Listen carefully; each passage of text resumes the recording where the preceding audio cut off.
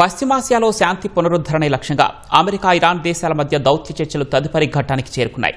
తదుపరి చర్చలకు ఇస్లామాబాద్ వేదిక అయ్యే అవకాశాలు ఎక్కువగా ఉన్నాయని అంతర్జాతీయ మీడియా కథనాలు పేర్కొన్నాయి.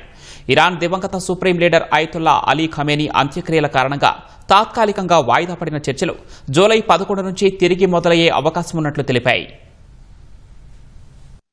పశ్చిమాసియాలో శాంతి కోసం జూన్ 18న అమెరికా ఇరాన్ మధ్య చారిత్రాత్మక అవగాహన ఒప్పందం కుదిరింది.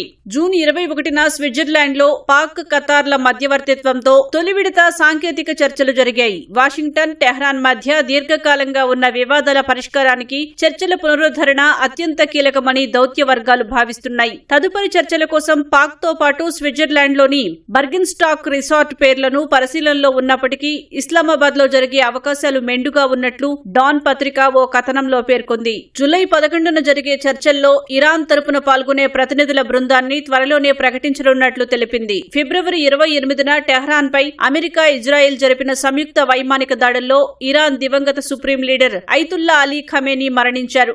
3 దశాబ్దాలకు పైగా ఇరాన్ను పాలించిన ఆయన అంతిమ యాత్ర ఆదివారం నుంచి మంగళవారం వరకు టెహ్రాన్, ఖోమ్ నగరాల్లో సాగనుంది. అంత్యక్రియలు జూలై 9న మషాద్ నగరంలో ముగియనున్నాయి.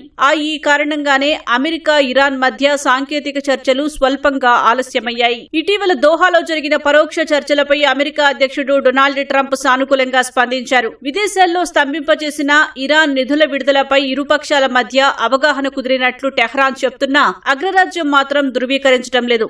అయినప్పటికీ హర్మూజ్ లో భద్రత, 60 రోజుల కాల్పుల విరమణ ఒప్పందం అమలయ్యేందుకు మధ్యవర్తులుగా వ్యవహరిస్తున్న ఖతార్, పాకిస్తాన్లు నిరంతరం శ్రమిస్తున్నాయి. జూలై 11 చర్చల అనంతరం జూలై 3వ వారం దోహాలో ఉన్నత స్థాయి ప్రత్యక్ష చర్చలు జరిగే అవకాశం ఉన్నట్లు సంబంధిత వర్గాలు పేర్కొన్నాయి.